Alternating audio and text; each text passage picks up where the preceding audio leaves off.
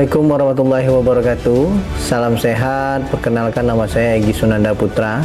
Saya adalah dosen program studi promosi kesehatan sarjana terapan Poltekkes Kemenkes Jambi.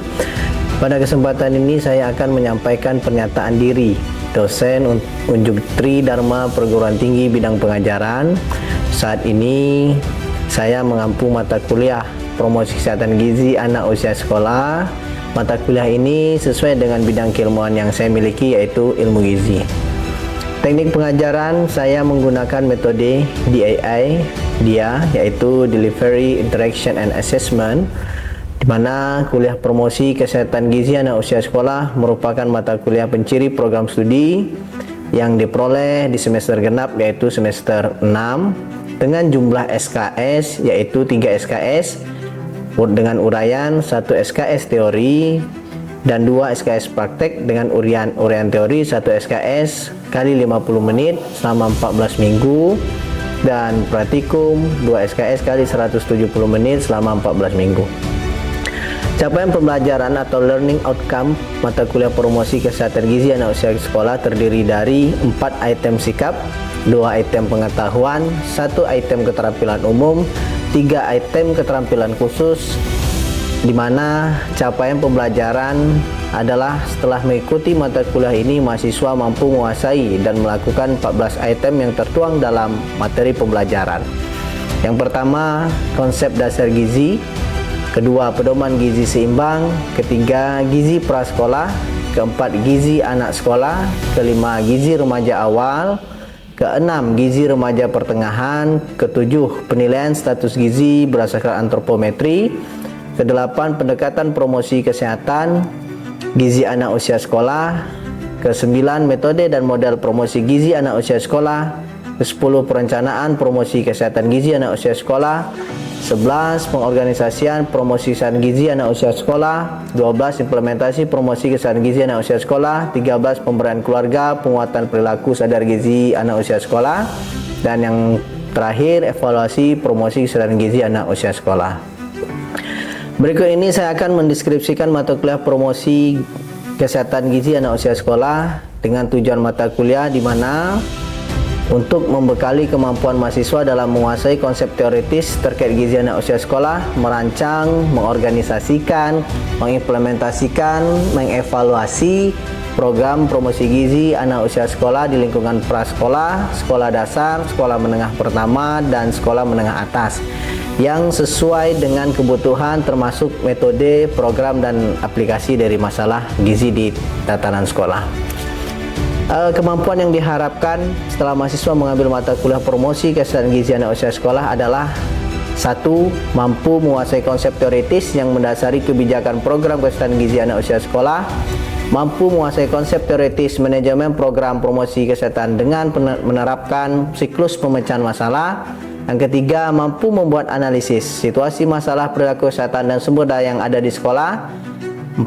Mampu menyusun perencanaan, kemudian pembiayaan, pelaksanaan program untuk perubahan perilaku berdasar kajian masalah dan lingkungan sekolah. Dan yang terakhir adalah mampu melakukan penilaian terhadap keberhasilan program sesuai rencana dengan melakukan monitoring dan evaluasi. Strategi delivery dalam proses penyampaian materi ke mahasiswa adalah dengan menggunakan rujukan atau buku referensi wajib dan penunjang. Diantaranya referensi wajib antara lain ialah buku Ruang Lingkup Ilmu Gizi Kesehatan Masyarakat dengan penulis Ramadini Munirah dan Egy Sunanda Putra beserta teman-teman, buku Promosi Kesehatan dan Ilmu Buku Promosi Kesehatan dan Perilaku Kesehatan karangan Sukidjo Noto Atmojo, kemudian buku Ajar Promosi Kesehatan Berbasis Sekolah karangan Nugraheni dan teman-teman. Referensi pendukung adalah buku karya Egy Sunanda Putra tentang gizi reproduksi, optimalisasi gizi pada prakonsepsi untuk generasi emas, modul promosi kesehatan gizi anak usia sekolah. Dan dalam mata kuliah ini saya juga menerapkan hasil penelitian saya yang sudah tertuang dalam artikel penelitian sebagai rujukan penunjang bagi mahasiswa, diantaranya efektivitas alat pengontrol porsi makan dalam menurunkan asupan energi dan lemak pada remaja obesitas sentral, nutrition education based on the My Plate model change adolescents' knowledge in preventing central obesity, influence of BAZ on fasting blood glucose level as a pre-diabetes indicator in adolescent in Jambi City. Video animasi Piringku T memperbaiki sikap dan keragaman makanan remaja dan dalam pencegahan obesitas sentral. Rasio lingkar pinggang, tinggi badan, dan aktivitas fisik sebagai resiko prediabetes remaja di Kota Jambi. Dan yang terakhir adalah interaksi konsumsi minuman manis dengan prediabetes remaja di Kota Jambi. Sistem pembelajaran mata kuliah promosi kesehatan gizi anak usia sekolah adalah mata kuliah teori dan praktikum, di mana praktikum dilakukan di sekolah pada anak usia sekolah. Pada video pembelajaran ini, saya menyampaikan pertemuan kelima, yaitu penjelasan mengenai gizi remaja awal. Sebelum menyampaikan pembelajaran, terlebih dahulu dilakukan review tentang pembelajaran yang sudah diperoleh, yaitu pedoman gizi seimbang. Adapun metode pembelajaran mata kuliah promosi gizi anak usia sekolah antara lain ceramah interaktif, tanya jawab, diskusi dengan small group discussion, serta praktikum. Pada pertemuan kelima ini dilakukan dengan metode ceramah interaktif menggunakan media PowerPoint. Juga dilakukan melalui tanya jawab dan small group discussion.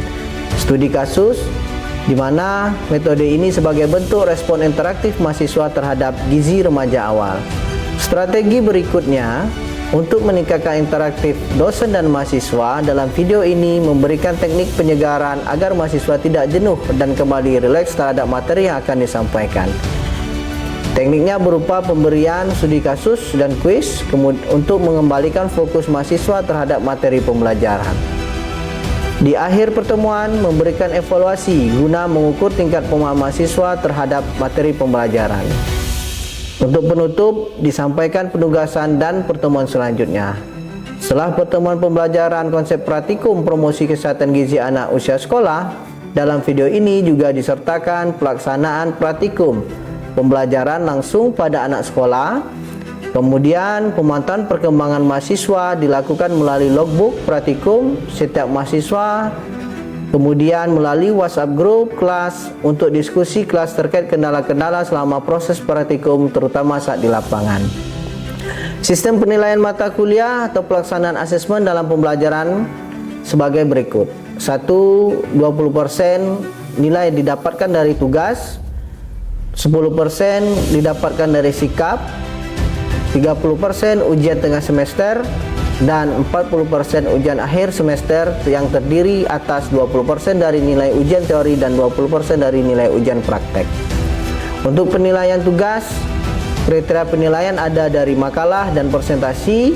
Untuk makalah terdiri dari kualitas laporan dan hasil kajian dengan nilai bobot 20, ketepatan isi dan kelengkapan referensi dengan bobot nilai 20, kualitas penggunaan bahasa dengan bobot nilai 10. Untuk presentasi dengan deskripsi kualitas presentasi dengan bobot nilai 20, kemampuan komunikasi dan menjawab pertanyaan dengan bobot nilai 20. Yang terakhir adalah kerjasama dan etika kejuruan dengan nilai bobot 10, sehingga total penilaian adalah 100. Untuk rubrik penilaian akhir praktikum ini dengan aspek yang dinilai, yang pertama sikap mahasiswa, bobot nilainya 10, keaktifan bimbingan dengan bobotnya 15, keaktifan presentasi dengan bobot 15, penguasaan materi dengan bobot 20, media yang digunakan dengan bobot 10, video dokumentasi dengan bobot 15, serta laporan dengan bobot 15, sehingga total bobot nilai adalah 100. Berikut saya tampilkan video pembelajaran mata kuliah promosi kesehatan gizi anak usia sekolah. Pada video merupakan pertemuan yang kelima yang menjelaskan tentang gizi remaja awal, setelah itu pelaksanaan praktikum di kelas dan lapangan. Assalamualaikum warahmatullahi wabarakatuh. Alhamdulillahirrabbilalamin. Hari ini kita masih diberikan kesehatan sehingga kita dapat melakukan perkuliahan dan berdiskusi pada mata kuliah promosi kesehatan gizi anak usia sekolah. Pada kesempatan ini kita akan berdiskusi tentang pertemuan yang kelima. berkaitan dengan gizi pada remaja awal. Untuk itu, sebelum kita mulai perkuliahan, marilah kita berdoa menurut kepercayaan agama masing-masing. Berdoa dimulai. Berdoa selesai. Sebelum kita mulai, saya ingin mengecek kehadiran terlebih dahulu. Mudah-mudahan semuanya hari ini hadir dengan kondisi sehat, ya, bisa mengikuti perkuliahan. Dava Dwi Prayoga, Meliani, M. Ramadan Putra, Naura, Dania, Selviana, Ahmad Faizi, Dedi Sela Putra, Akila, Hadir Pak.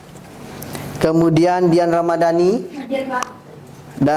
Kevin Padmanegara. Baik, terima kasih untuk yang sudah hadir pada hari ini. Hari ini kita akan berdiskusi tentang gizi pada remaja awal, ya. Sebelum saya masuk kepada materi, bahwa tujuan dari pembelajaran ini adalah bagaimana nanti kalian mahasiswa itu mampu menjelaskan, kemudian melaksanakan dan menguasai pengetahuan tentang gizi pada remaja awal, ya. Artinya nanti akan ada bahasan tentang yang pertama pengertian remaja awal, kemudian terkait dengan masalah gizi, faktor-faktor yang menyebabkan masalah gizi tersebut, kemudian cara menghitung berat badan ideal, kemudian cara menghitung status gizi, melihat kebutuhan zat gizinya, kemudian beberapa contoh menu daripada remaja yang harus dikonsumsi setiap harinya, khususnya pada remaja yang tidak memiliki permasalahan gizi, terutama pada status gizinya.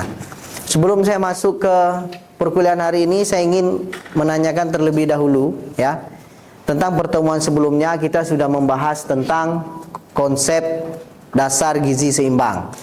Nah, ada hal yang penting di dalam konsep dasar gizi seimbang itu adalah tentang pola makan individu dalam satu hari yang tercantum dalam pedoman gizi seimbang, yaitu adalah tumpeng gizi seimbang. Kira-kira ada nggak yang bisa menjelaskan pertemuan minggu yang lalu terkait dengan tumpeng gizi seimbang tersebut?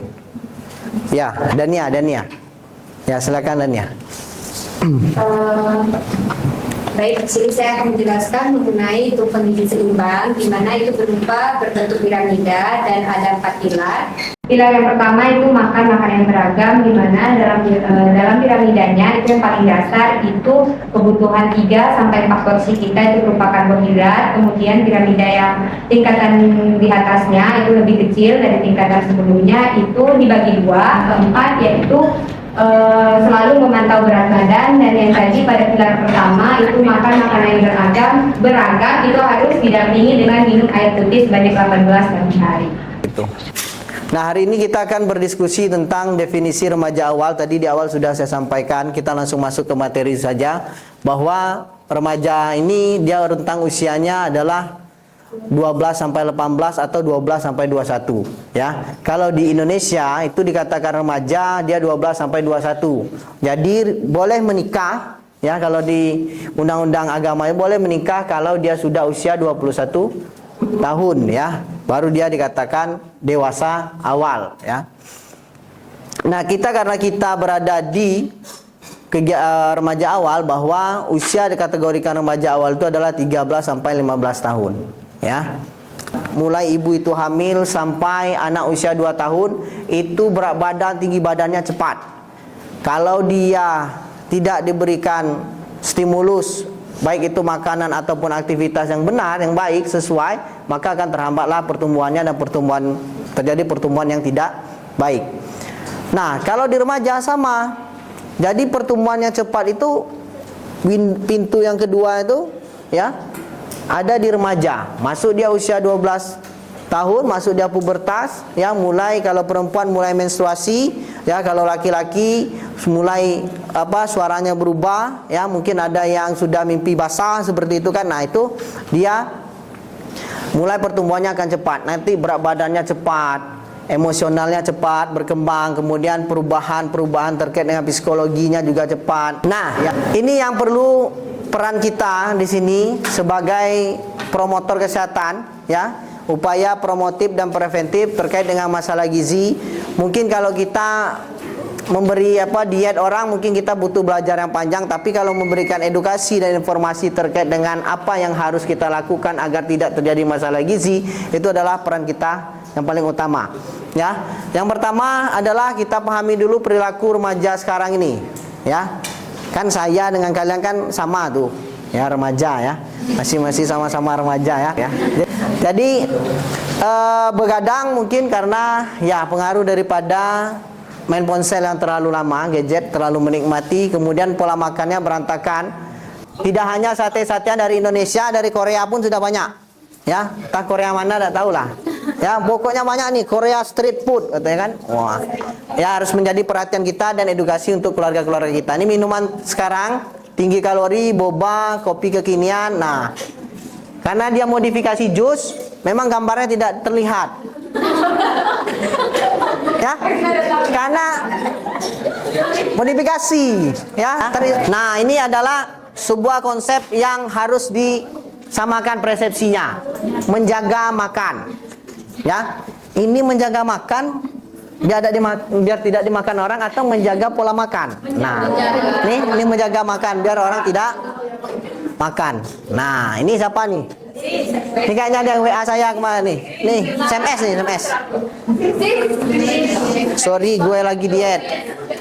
Sudah, itu istilahnya apa sekarang kalau sebelum makan tuh moto makanan?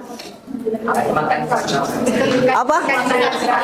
Oh, kasih makan Instagram, ya. Nah, kemudian temannya ada yang nggak makan nasi, ya. Karena sebenarnya nasi itu dibutuhkan 60%, ya, minimal 50% dari kebutuhan kita sehari. Nah, inilah tadi yang habis saya lagi diet tadi itu, dia foto. Itulah makanannya, ya. Ya. Sorry sis, gua lagi diet, ya, makannya dikit gitu, ya. Kegiatan edukasi terkait pentingnya konsumsi pola makan pada remaja untuk mencegah anemia, ya. Dan kemudian ini berkaitan dengan anemia masih. Nah, ini adalah faktor-faktor yang menyebabkan anemia itu sendiri, mulai dari faktor yang mendasar, kemudian faktor tidak langsung, dan faktor langsung daripada individu itu sendiri, ya, sehingga itu menyebabkan anemia, ya, permasalahan anemia. Nah, kemudian ini adalah salah satu hasil dari penelitian, ya, hasil dari penelitian saya dan tim, ya, walaupun saya paling akhir, ya, biasanya yang paling akhir itulah yang aktornya, ya. Polisi India kan kalah dulu di awal kan, di akhir baru menang. Oh, itu, ya. Jadi ini adalah salah satu upaya bagaimana kita meningkatkan, memperbaiki kondisi anemia di Kota Jambi dengan memberikan model program tablet tambah darah. Kegiatan ini yang pertama melakukan pemeriksaan cek darah lengkap, dan kemudian kita membuat yang biasa kalian lakukan di sekolah itu, membuat role model, ya, atau apa namanya selain role model, bukan role play, kader, ya, kayak kader remaja dan sebagainya itu. Nah, itu kita latih dia memahami dulu tentang anemia tersebut. Kemudian kita pilih yang terutamanya yang rutin mengkonsumsi tablet tambah darah, sehingga dia menjadi contoh. Hampir setiap minggu mereka mengkonsumsi tablet tambah darah. Pertama kami pantau nih, ayo konsumsi tablet tambah darah, ayo konsumsi minggu pertama. Minggu kedua masih sama. Minggu ketiga kami biarkan aja yang tadi itu, kader tadi itu, untuk mengajak teman-temannya konsumsi tablet tambah darah. Kemudian minggu yang keempat kami tetap pada kader. Minggu yang kelima dan selanjutnya itu dibiarkan mereka menyadari sendiri untuk konsumsi tablet tambah darah melalui bukti pengiriman kegiatan konsumsi tablet tambah darah di rumah, seperti itu. Sehingga memiliki hasil bahwa model seperti itu memberikan perbaikan pada hemoglobin darahnya, ya. Ada perbaikan di antara hemoglobinnya meningkat, ya, dari 1,2 gram per desiliter itu misal dari 12 meningkat menjadi 13,13 gram per desiliter, ya. Dan beberapa pemeriksaan darah lainnya, eritrosit dan hematosit, ini dipublikasikan di jurnal internasional, ya. Nah, kemudian yang selanjutnya adalah obesitas, ya. Ini adalah faktor determinannya. Kira-kira Ada nggak satu orang yang bisa menjelaskan ini? Saya Pak. Ya, silakan. Baik, perkenalkan nama saya Agenda Medeni. Nah, di gambar itu adalah kerangka conceptual framework yang menjelaskan faktor-faktor yang mempengaruhi terjadinya overweight dan obesitas pada remaja. Yang kelima ada faktor orang tua, parental determinant. Nah, kotak kanan bawah yang meliputi perilaku merokok orang tua, pendidikan orang tua, dan juga pekerjaan orang tua. Oke, baik, terima kasih, tepuk tangan untuk temannya. Ya. Jadi yang paling bisa kita lakukan adalah merubah lifestyle atau gaya hidup dengan memberikan edukasi, ya, untuk perbaikan agar tidak terjadi permasalahan obesitas pada remaja tersebut. Remaja itu harus banyak makan nasi dan protein, ya kan? Untuk tenaga karena banyak harus kegiatan biar tumbuhnya tinggi. Nah, tapi dalam kondisi obesitas nanti isinya akan berbeda. Coba kalian perhatikan ya. Apa jenis piring yang bukan jenis piringnya, tapi pola makan dalam piringnya itu seperti ya, sajiannya, ya benar, sajian makannya seperti apa di dalam satu kali makan di piring tersebut. Kemarin saya olahraga seperti jogging, sepedaan, dan lain-lain. Dan itu aku sekarang tidak lebih cepat biar istirahatnya cukup. Sama satu lagi aku makan dengan piring model T. Makanan model piring T. Tuh, makanan piring model T emang ada katanya kan? Ada. Oke, ada yang ingin ditanyakan? Tidak ada? Ya? Ada yang ingin tanyakan? Ya, kita lanjut aja ya. Nanti di akhir pertemuan akan ada kuis ya, disiapkan HP-nya dan sebagainya. Berat badan yang kita miliki sekarang ini belum tentu ideal ya, belum tentu ideal. Bagaimana cara menghitungnya? Yang perlu kita ketahui adalah tinggi badan, ya, tinggi badan yang harus diketahui. Kalau tinggi badannya adalah lebih dari 150 cm, rumusnya ya, kalau yang mudahnya gini. Yang mudahnya nih ya, 90% dikurang tinggi badan dikurang 100. Nah, tinggi badannya harus dalam sentimeter. Contoh, ya kita contohkan nih. Kalau tinggi badannya adalah 160 cm, berapa berat badan? Idealnya. Berarti 90% dikurang 60.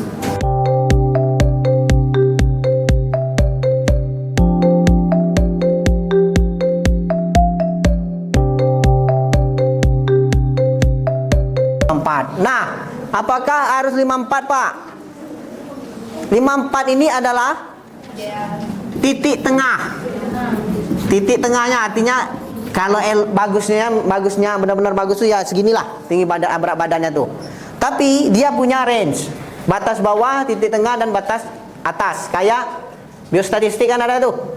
Batas bawah, median, batas atas, ya kan? Nah, jadi dia ada gimana caranya?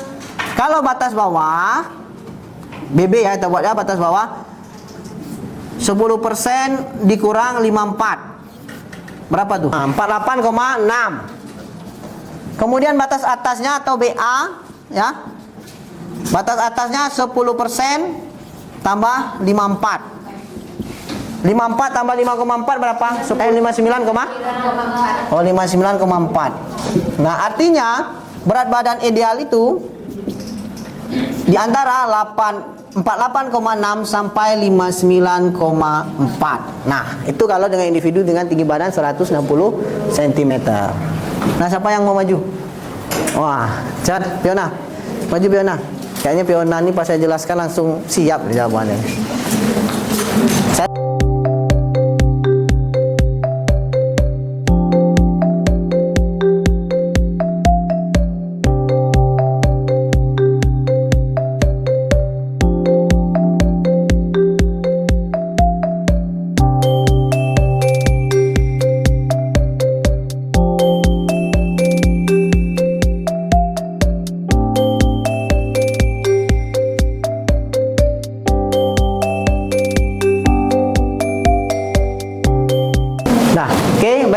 Belah, setuju nih? Setuju tak? Pak, izin bertanya. Ya. Mana yang harus dicegah terlebih dahulu, pradiabetes atau gizi kurang?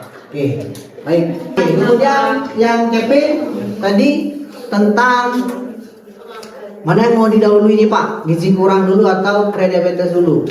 Kalau melihat kondisi saat ini, yang harus didahulukan adalah prediabetes terlebih dahulu. Karena apa? Banyak makanan-makanan yang berkaitan dengan risiko peningkatan prediabetes itu mudah didapati dan murah, ya, mudah dan murah. Sehingga itu yang harus kita perhatikan pertama. Kenapa? Sekarang secara prevalensi atau persentase pun gizi kurangnya sedikit dibandingkan tahun-tahun sebelumnya. Tapi prediabetes dari tahun ke tahun sampai sekarang dia meningkat.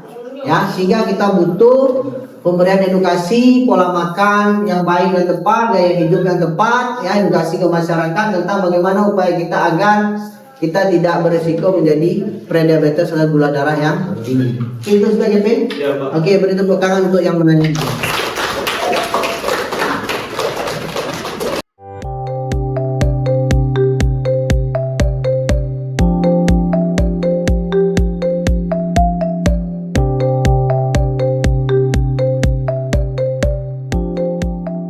Baik teman-teman, terima kasih yang atas keaktifannya dalam perkuliahan hari ini. Semoga apa yang diberikan bisa menjadi ilmu yang bermanfaat. Mohon maaf apabila ada ucapan atau kata-kata yang mungkin belum tepat, mohon untuk dimaafkan. Saya akhiri perkuliahan hari ini. Wabillahi taufiq wal hidayah. Assalamualaikum warahmatullahi wabarakatuh.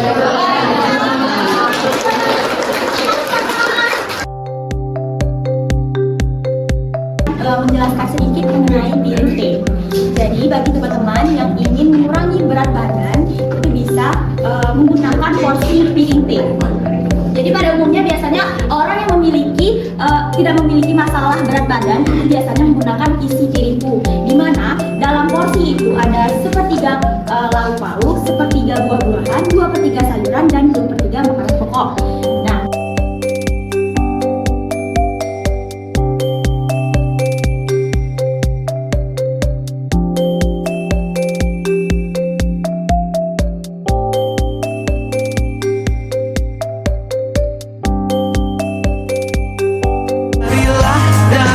Hai Brostar, pelajaran akan dimulai. Jangan lupa menyemangati harimu dengan minum air yang cukup.